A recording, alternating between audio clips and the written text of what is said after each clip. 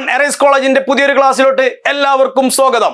ഇന്ന് നമ്മൾ ഏറ്റവും കൂടുതൽ കുട്ടികൾ ആവശ്യപ്പെട്ടതും അതുപോലെ തന്നെ ഏറ്റവും കൂടുതൽ സമയം ചോദിച്ച, ഏറ്റവും കൂടുതലായിട്ട് ചോദ്യ പേപ്പറിൽ കണ്ടിട്ടുള്ള ഒരു ക്വസ്റ്റ്യൻ ആണ് ലെറ്റർ എഴുതുക എന്ന് പറയുന്നത്. Formal and informal letter. അതിലെ ഫോർമൽ ലെറ്റർ, ഔദ്യോഗികമായിട്ടൊരു കത്ത് എഴുതാനാണ് ഇന്ന് ഞാൻ എൻ്റെ കുട്ടികളെ പഠിപ്പിക്കുന്നത്. അപ്പൊ നമുക്ക് ഇന്നത്തെ ക്ലാസ്സിലോട്ട് പോവാം. ഓക്കെ, സോ ഫോർമൽ ലെറ്റർ ഇംഗ്ലീഷിൽ 10ാം ക്ലാസ്സിലാണെങ്കിലും പ്ലസ് ടുവിലാണെങ്കിലും നിർബന്ധമായിട്ടും വരുന്ന ഒരു സബ്ജക്ട്, നിർബന്ധമായിട്ടും വരുന്ന ഒരു ക്വസ്റ്റ്യൻ ആണ് ഫോർമൽ അല്ലെങ്കിൽ ഇൻഫോർമൽ ലെറ്റർ. അപ്പൊ ആർക്കാണ് ഫോർമൽ ലെറ്റർ എഴുതുക, ആർക്കാണ് ഇൻഫോർമൽ ലെറ്റർ എഴുതുക എന്ന് ആദ്യം പറഞ്ഞിട്ട് നമുക്ക് തുടങ്ങാം. ഫോർമൽ ലെറ്റർ എന്ന് പറഞ്ഞാൽ ഒരു ഔദ്യോഗികമായിട്ട്, ഇപ്പോ നിങ്ങൾക്ക് നിങ്ങളുടെ വീടിന്റെ അടുത്ത് അവിടെ റോഡിലൊക്കെ കുഴികളാ, നിങ്ങൾക്ക് പൊതുമരാമത്ത് വകുപ്പിൽ ഒരു പറയണം കംപ്ലൈന്റ്. നിങ്ങൾക്ക് നിങ്ങളെ സുഹൃത്തുക്കളോട് പറയുന്ന പോലെ പറയാൻ പറ്റുമോ? ഇല്ല. അപ്പൊ അതിനെന്ത് വേണം? ഒരു റെസ്പെക്ട് ഇല്ല, അല്ലെങ്കിൽ ഒരു ഫോർമലായിട്ട് ഔദ്യോഗികമായിട്ടൊരു സ്ഥാപനത്തിലോട്ട് നമ്മൾ ഒരു വ്യക്തിക്കല്ല അയക്കുന്നത്, ഒരു സ്ഥാപനത്തിലോട്ടാണ് അയക്കുന്നത്. സോ അവിടെ നമ്മൾ എന്ത് ചെയ്യണം? ഫോർമൽ ലെറ്റേഴ്സ് ഉപയോഗിക്കണം. അവിടെ നമ്മുടെ ഭാഷയ്ക്ക് എന്തുണ്ടാവും? ഒരു മാറ്റം ഉണ്ടാവും. എന്നാൽ നമ്മൾ പറയാണ്, ഇപ്പോ ഞാൻ എൻ്റെ സുഹൃത്തുണ്ട് അമേരിക്കയിൽ, ആ അമേരിക്കയിലുള്ള സുഹൃത്തിനെ എനിക്ക് എന്ത് ചെയ്യണം? ഒരു കാര്യം അറിയിക്കണം, ഞാനും അടുത്ത മാസം അമേരിക്കക്ക് വരുന്നുണ്ട് എന്നുള്ളത്. അപ്പൊ എനിക്ക് അവനെ അറിയിക്കുമ്പോൾ എനിക്ക് ഇതേപോലെ സ്ഥാപനത്തിലാണോ ഞാൻ അയക്കുന്നതല്ല, ഞാനൊരു വ്യക്തി, എൻ്റെ സുഹൃത്തിനാ, എൻ്റെ പേഴ്സണൽ റിലേഷനാ. അപ്പൊ ഞാൻ എൻ്റെ സുഹൃത്തിനോട് പറയാം, എടാ ഞാൻ വരുന്നുണ്ട് കേട്ടോ, ഓക്കെ സെറ്റ് അല്ലേ, നമുക്ക് പൊളിക്കാട്ടോ എന്ന് പറയുള്ളൂ. അവിടെ എനിക്ക് എന്തിന്റെ ആവശ്യമില്ല? ഒരു ഫോർമാലിറ്റിന്റെ ഒന്നും ആവശ്യമില്ല. അപ്പൊ ഫോർമാലിറ്റി ഉണ്ടോ? ഫോർമാലിറ്റി ഉണ്ടെങ്കിൽ അതെന്താണ്? അത് ഫോർമൽ ലെറ്ററാ. ഇനി ഫോർമാലിറ്റി ഇല്ലേ, അതെന്താണ്? ഇൻഫോർമൽ ലെറ്റർ ആണ്. അപ്പൊ നിങ്ങൾ നിങ്ങളുടെ കംഫർട്ട് സോണിൽ നിന്നിട്ട് ഒരു കാര്യം പറയുമ്പോൾ ആ ലെറ്റർ എന്തായിരിക്കും?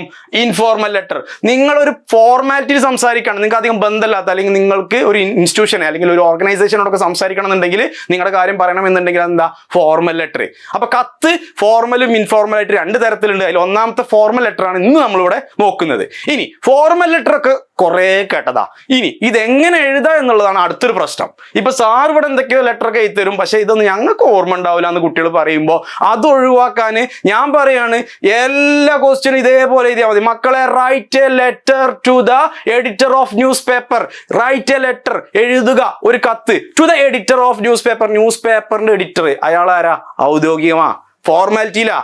Right a letter to the public work department, പൊതുമരാമത്ത് വകുപ്പ് ഒരു കത്ത് എഴുതുക. Regarding your complaint about your റോഡിനെ കുറിച്ചിട്ടൊരു കംപ്ലൈന്റ് എഴുതുക. അപ്പോഴും എന്താണ്? കത്ത് ഫോർമൽ ലെറ്റർ തന്നെയാണ്, ആൾക്കാരോട് മാറിയെന്നുള്ളൂ.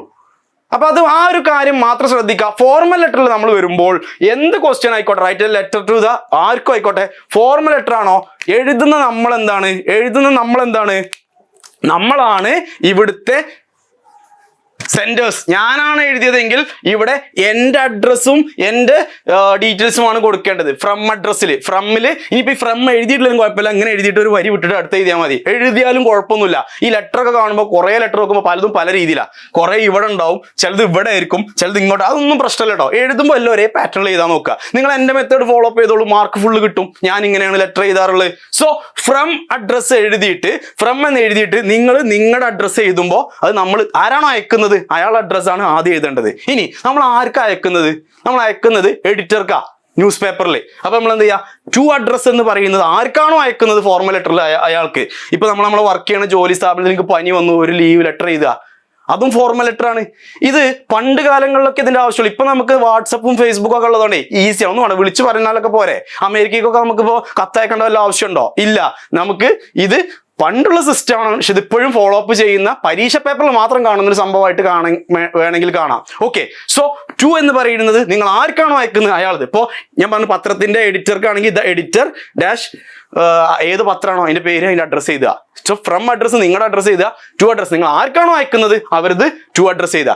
അതിനുശേഷം സബ്ജക്റ്റ് കൊടുക്കുക. സബ്ജക്റ്റ് എന്ന് പറഞ്ഞു കഴിഞ്ഞാൽ നമ്മൾ എന്താണ് പറയാൻ ഉദ്ദേശിക്കുന്നത്. അപ്പോൾ ന്യൂസ് പേപ്പർക്കാണ് നമ്മൾ കൊടുക്കുന്നതെങ്കിൽ പറയാ, എൻ്റെ ഒരു പരസ്യം, എൻ്റെ ഒരു അഡ്വർടൈസ്മെന്റ് പോസ്റ്റ് ചെയ്യണം. So regarding the publishing of my advertisement എന്ന് ആദ്യം എന്ത് ചെയ്യുക? കാര്യം പറയാം. ആ സബ്ജക്റ്റ് നോക്കുമ്പോൾ തന്നെ മനസ്സിലാവണം ഇയാൾ പറയാൻ പോണ കാര്യം എന്നതാണ് എന്നുള്ളത്. സോ സബ്ജക്റ്റ് ഇമ്പോർട്ടൻ്റ് ആണ്. അത് നിങ്ങൾക്ക് എന്താണോ ക്വസ്റ്റ്യൻ തന്നിരിക്കുന്നത് അത് തന്നെ റിഗാർഡിംഗ് എന്ന് പറഞ്ഞുകൊണ്ട് അല്ലെങ്കിൽ റിക്വസ്റ്റ് പറഞ്ഞുകൊണ്ട് എഴുതിയാൽ മതി. അത് നിങ്ങൾ സ്വന്തം മാറ്റൊന്നും വേണ്ട, ഇത് അങ്ങനെ തന്നെ എടുത്ത് എഴുതിയാൽ മതി, നോ പ്രോബ്ലം.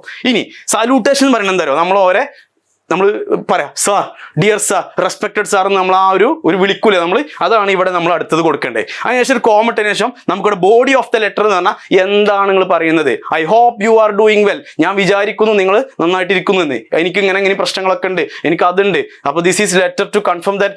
അങ്ങനെയൊക്കെ നമുക്ക് നമ്മളെ ഇഷ്ടം പോലെ നിങ്ങൾക്ക് എങ്ങനെയാണ് ഇംഗ്ലീഷ് എഴുതാൻ തോന്നുന്നത് അതേപോലെ കാര്യം ചെയ്താൽ. ന്യൂസ് പേപ്പർ നമ്മൾ പരസ്യത്തിനെ കുറിച്ചിട്ടാണ് പറയണമെങ്കിൽ നമ്മൾ പറയാം എനിക്കിങ്ങനെ ഒരു അഡ്വർടൈസ്മെന്റ് പോസ്റ്റ് ചെയ്യണം സാറേ, അതിന് വേണ്ടിയിട്ട് എനിക്ക് ഹെൽപ്പ് ചെയ്യണം, അതിന്റെ പേയ്മെന്റ് എത്ര താരിഫൊക്കെ പറഞ്ഞു തരണം, ഉടൻ തന്നെ ഞാൻ നിങ്ങളുടെ ഒരു മറുപടി പ്രതീക്ഷിക്കുന്നു. ഓക്കെ, വിത്ത് റിഗാർഡ്സ്. ഓക്കെ, ഈ കാര്യങ്ങൾ നിങ്ങൾ എന്ത് ചെയ്യുക, നിങ്ങൾക്ക് അറിയണ ഇംഗ്ലീഷിൽ എഴുതാം. ഇവിടെ ഞാൻ വല്ലാതെ ഉദ്ദേശിക്കണില്ല, കാരണം പല ആളുകൾക്കും പല രീതിയിലാണ് ഇംഗ്ലീഷ് എഴുതാൻ പറ്റുക. പക്ഷേ നിങ്ങൾക്ക് കഴിയുന്നത് പോലെ ആ കണ്ടന്റ് എഴുതി വെക്കുക. ഈ ഒരു സ്ട്രക്ചറിന് മാർക്ക് ലഭിക്കും. സോ സ്ട്രക്ചർ ആരും വിടരുത്.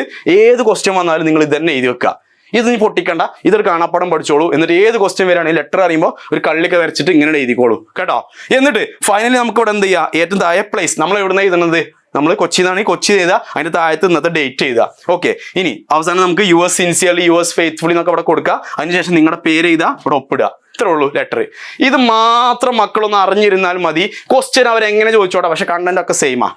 അതിൽ ആളുകൾ അങ്ങോട്ടും ഇങ്ങോട്ടും മാറും. കാര്യങ്ങൾ ഇപ്പം നമ്മൾ ചോദിക്കുക, ഇപ്പോൾ പൊതുമരാമത്ത് വകുപ്പ് റോഡിനെ കുറിച്ച് പറയാം, എഡിറ്റർക്ക് ന്യൂസ് പേപ്പറിന്റെ എഡിറ്റർക്ക് നമ്മൾ പരസ്യത്തിനെ കുറിച്ച് പറയാം, നമ്മൾ വർക്ക് ചെയ്യണ കമ്പനിക്ക് ലീവ് വേണമെന്ന് പറയാം. കണ്ടന്റുകളെ മാറുള്ളൂ, പക്ഷെ സ്ട്രക്ചർ സെയിമാ.